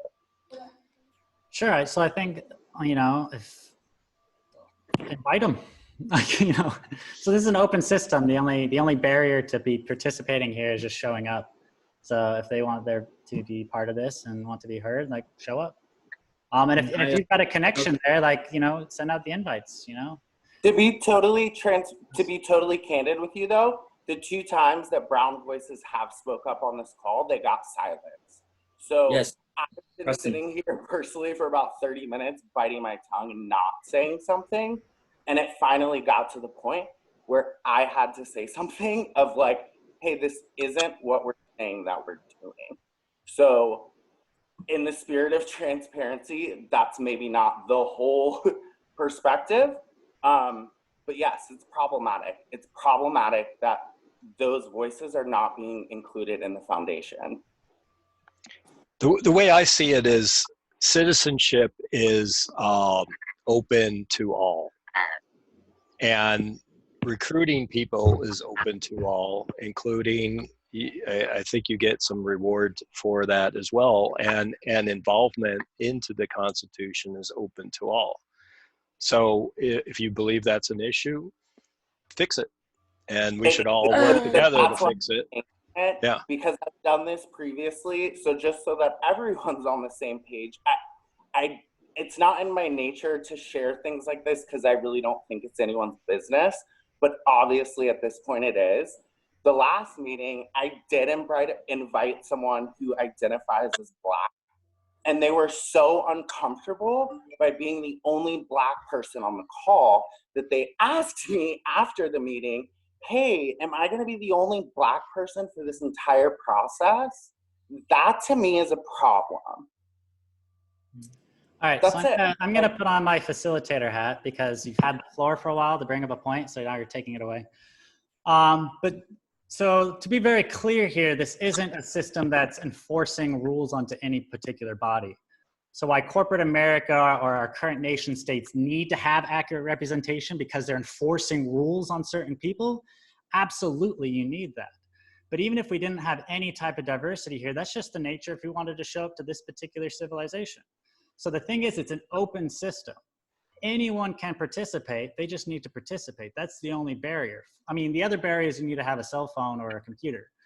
But that's it. And you know what? I don't think we're being intentional about, I can't even see people who are talking. So if you think there's some type of like race thing coming up here, it's not even possible for me because I can't do that. Thank you for that invitation. I will no longer participate then.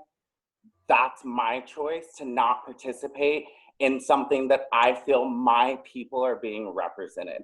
So thank you so much for your time. Have a great day.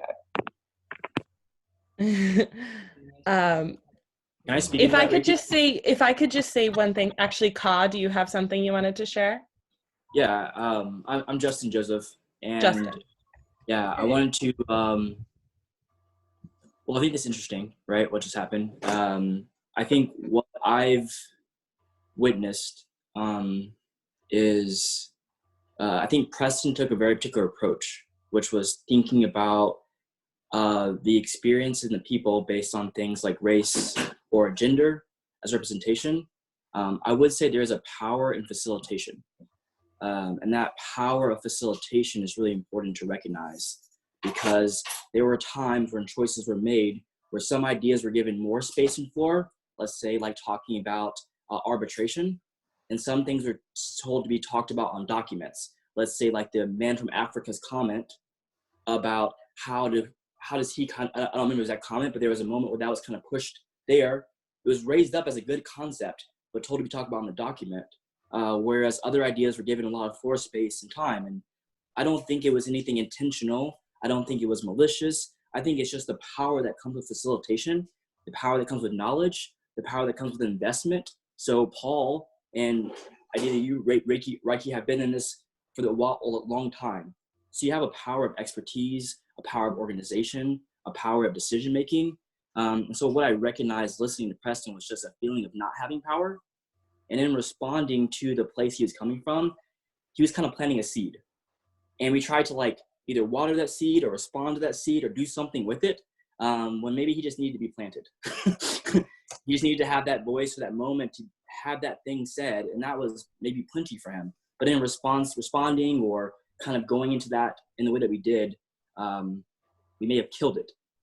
So I guess I'm just naming power and facilitation, power and in knowledge, power in technology, power and expertise, power and commitment, and also the way we approach conversations and meet people who are bringing things that are valuable up and maybe doing it in ways that I guess seeing or holding space for seeds to be planted without having to take action on them, especially around areas that may carry a lot of pain or hurt when it comes to civilization and civilization design. Can I respond? Can I respond to something that said? If I, as a queer white individual, could respond first on behalf of the white individuals, or as an invitation to the white individuals, my invitation is that in a conversation such as this, please stop trying to not be wrong. It is okay. It is where we come from. We are going someplace different, and we are all enrolled and invested in that. So just my invitation is to bring that into your heart as you respond in these kinds of conversations. That is all. Okay. Can I say something? Can I say something? First of all, Justin, I'm like you. I've just joined. I'm not heavily involved in this. I'm just like you. I just joined.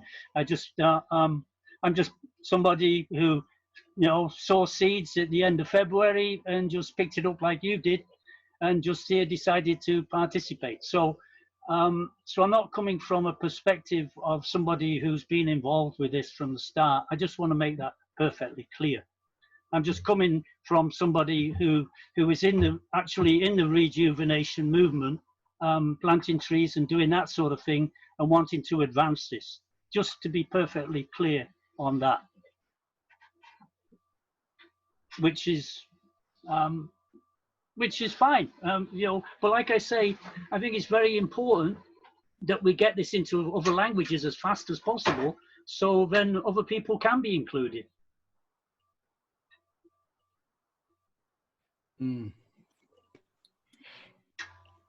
I would like to say something. I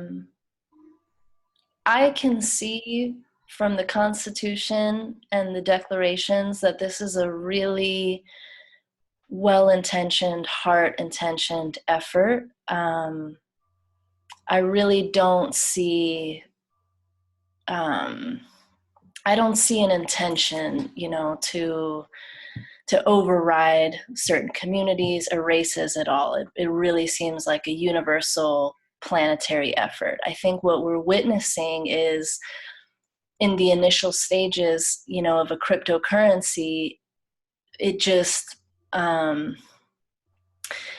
it is a privilege, for a lot of people to engage in these kind of efforts. There aren't a lot of indigenous people, for example, on reservations that have, the luxury to sit on a Zoom call with us right now or be building cryptocurrencies within their community. But I do see the heart intention to extend this to everyone.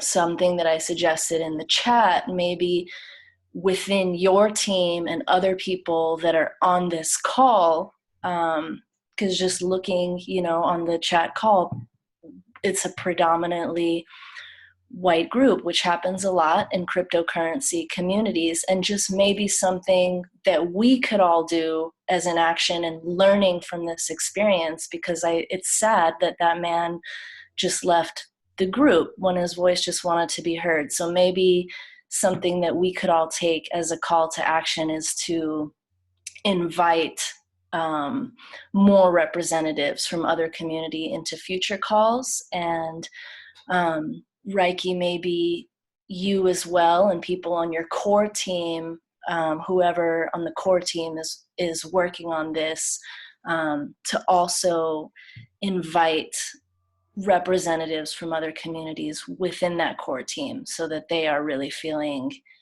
their representation. I personally know some indigenous communities that have worked on a cryptocurrency called Maza Coin to support indigenous communities, as well as indigenous women working on some sovereign indigenous communities that I will invite into this group, as well as others in Denver and Colorado areas, and just think maybe that's something that we could all,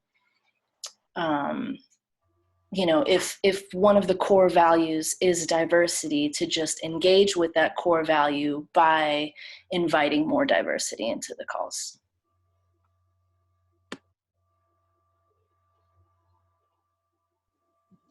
And I'd like to add something real quick too. I put a little something in the chat, and I'm not here to judge, but I sensed a little bit of that Preston needs to do a little of his own inner work. I'll just say that.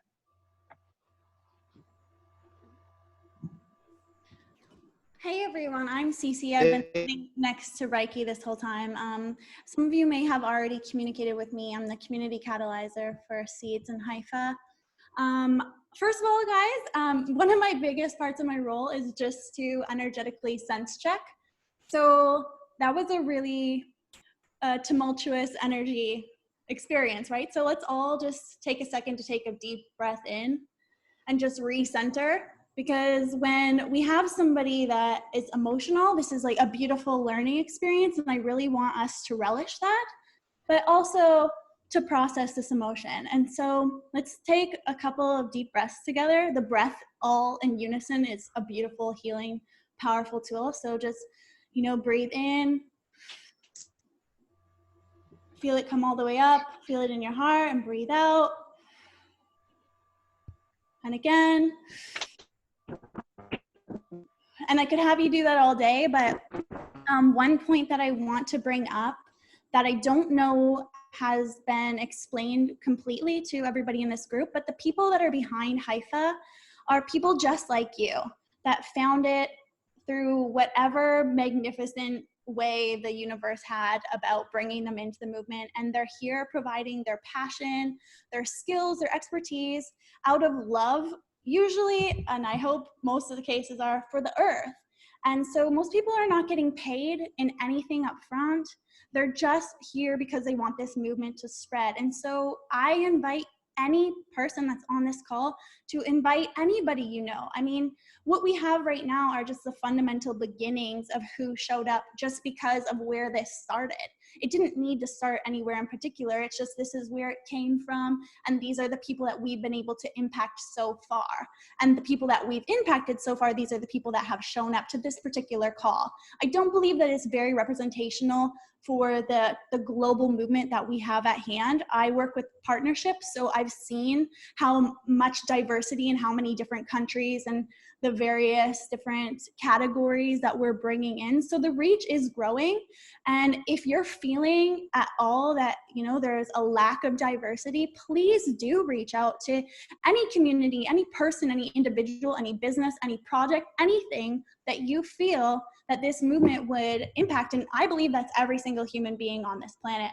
I wish that animals could be involved too, because they have rights on this planet too. So, that's my piece. I just want to say that nobody's being intentionally discluded, but also, as you see, like for example, in Bali right now, it's 2 a.m. So we do have to have some sort of structure to these calls, which was originally, I think, where these maybe nuances of problems came from. So we'll have to be a little bit more strategic that way, keeping on point and making sure that there is more guidelines for how to interact with these calls in the future as they grow with the big amounts of people coming in. But by no means does anybody feel silenced. Everybody, you are totally open to email me or communicate with me on Telegram. My email is cc@joinseeds.com. I'm happy to help you with anything I can. That's beautiful. Thank you. I just Thank like you. to say, as for strategic interaction in the future on calls like this, is like when there's an individual that's calling for healing, like that it's an opportunity that we could jump on in the moment to invite us all into a space of feeling for a moment. And if I'm sorry I didn't catch the woman who was just speaking, what's your name? Cece, and you brought that up, but I had actually just had to leave for a second, so I could still hear you guys, but I had to do something else. So normally, in any case, when I am on a call, I will facilitate that better. So thank you for bringing that up. It is I think that's if we can all keep that in mind when there's somebody that's saying, I have a big problem with the way that things are on this meeting right now. That's we can immediately take that as an invitation to be like, oh, well, let's just stop, breathe 1 minute. We could take a breath or two together and honor that feeling and see where, it can shift.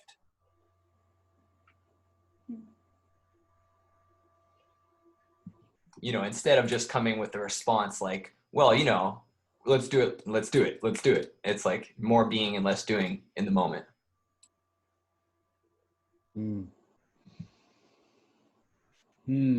Well, thank you all.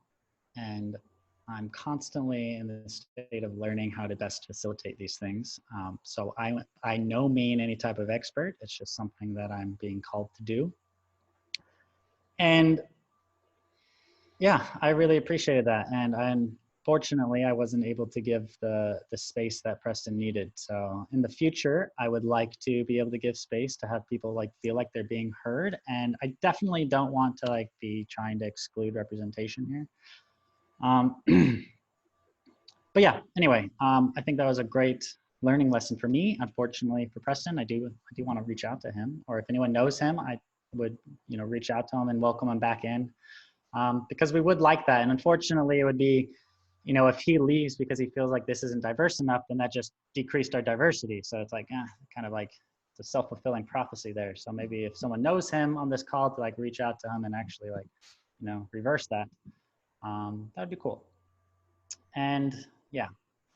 Don't take it personal, Ricky. You're doing a great job. Don't take it personal. Well, part of this whole thing is regeneration, and that's regenerating our souls and ourselves too. There's a lot of pain that needs to be processed. And I have a very logical, strict mindset. And sometimes I forget that there's a lot of emotion that still needs to come into this and actually be heard and processed out. And we need to have space for that to actually come into here for this to do that true healing that needs to happen. So it's something I'm recognizing, and I'm learning how to best adapt to that and not just quickly reflect back out with my answers and my logic. So anyway, that's just something I wanted to bring up. However, it's perfect, because I think this is so important at this stage of the conversation, is how do we actually get the diversity into this movement necessary for us to be able to get the wisdom so that this can show up and do what it needs to do. So I think that's our next step here. Is this was the foundational call to set up the overhead of what we're trying to do here. But the next step is actually to break this out into different groups based off of bioregions. So we might have one for each different continent, where people can come together at their own languages and actually start discussing this and discussing different topics. Yeah, but I guess in a way that might make each call less diverse. So here's a question. Do we try to break it up like that so that there's separate calls for each, region, which will then be each region is, a monoculture of their culture, but then they all come together at the end to bring all of that together? Or do we try to have very diverse calls and try to bring it all into one, type of dialogue? So that's an open question if anyone has any insight on how we ought to move forward here. I think at the early stages, sorry. Go ahead. I was just going to say, I think at the early stages that it's important to keep it diverse and all together. I think Also, maybe you might want to focus more. if there's on the different focus on the invite. categories. Oh, hold on. I'll just call on names here. So John, if you want to get going. Yeah, I was just gonna say, I think maybe it would be better to focus a little bit more on the invites. That would, where you could be a little bit more in control of who comes, of the diversity of who comes to the meeting. I think that's gets my point across. Okay. Yeah, definitely. And anyone here, if you know someone who should be part of this next one, let's do that. There's a woman speaking. I didn't actually see her name pop up, but if she wants to go. Hey, my name is Glow. I identify as gender neutral and use the pronouns they or them. I was just gonna say, I don't know what kind of models you use, but Cali has a really amazing model for the regenerative community. So there's like different like councils. So just wondering if like you guys have explored that of like having different councils for specific things. So you have one call for this, one call for that. So that way it might be more of a closed container for that specific topic. Yeah, great idea. Okay. So I'll put that as the main proposal now, and we can adapt this proposal. So I'm going to take that as say the main proposal is that we set up topics for the following calls, and that might be each one of the parts. So we really dive into maybe the governance or the economics or the organization or whatever, and then we could set up calls based on that, and then try to add as much diversity to that particular call right now. So that's the current model I'm running with. Does anyone want to add or take from that model? Stacy.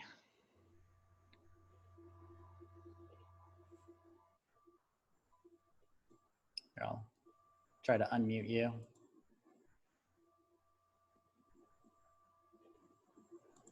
It's not working. Maybe you can't be unmuted. Maybe you didn't connect your. Oh, there you go. I spoke already. That was from before. Oh, okay. Jaquan. I just think you're doing a great job, and I like the way it was going. I mean, I just don't think you're going to ever please everybody, no matter what. And I really do like the fact that I think a lot of people didn't focus on that.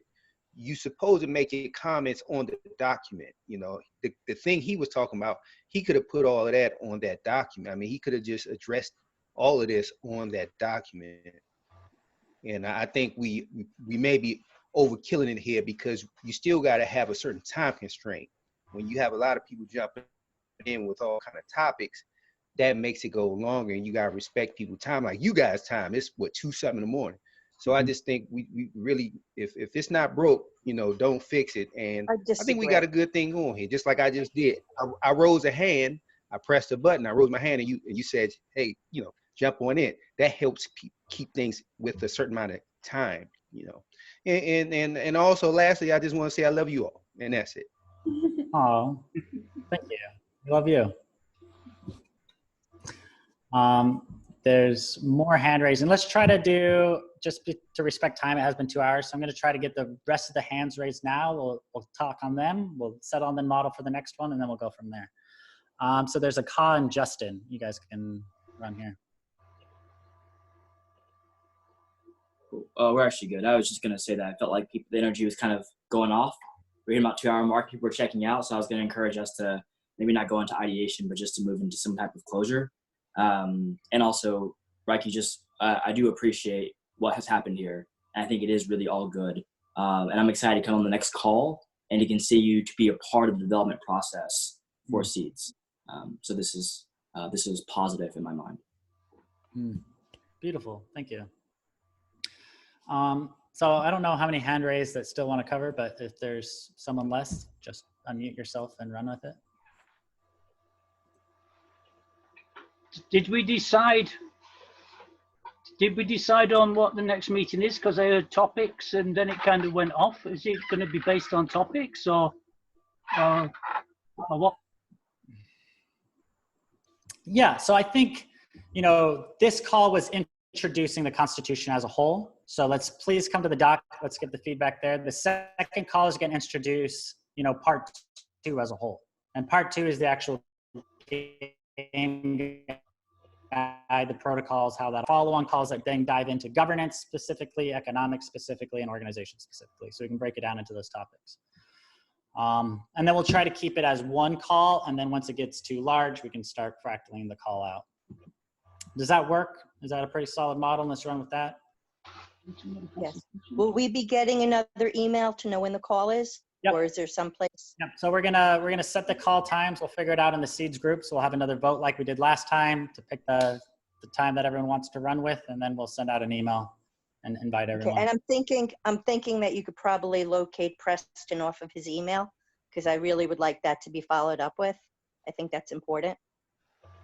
We have a group that is on this call today that will be speaking to Preston.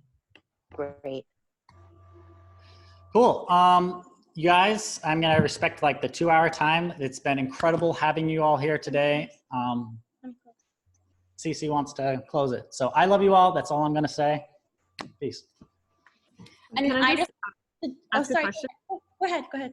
All right. I just came in really late because I just saw the invitation, and JJ invited me. I'm not sure if there's a group or something, but I'd love to like hop on the next call. I'm also like working on a film about regenerating the planet. So if anyone has any pieces or ideas, I'd love to like interview people and like get to know everyone further and connect. So Why don't you email me at cc@joinseeds.com. It's CECE, and I'll get you all connected. Perfect. And I'm Thank you. going to put into the chat here the link to the Seeds Telegram group. So if no one's in there, that's how you join. And if you don't have a invite to the passport yet, just make a comment in there that you want to be brought in, and then someone will invite you.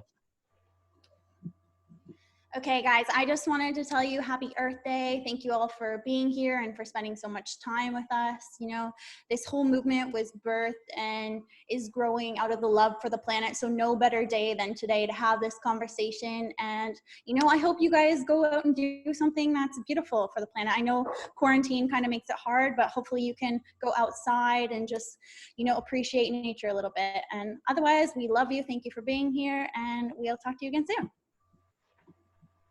Happy Earth Day. Happy Earth Day. Hear him? Earth Day. So we can all unmute, like I love you. So there's like a closure here. So we can all just unmute and then like I love you. How does that work? 3, 2, 1. I love you. Peace, love. Ciao. Bye, guys.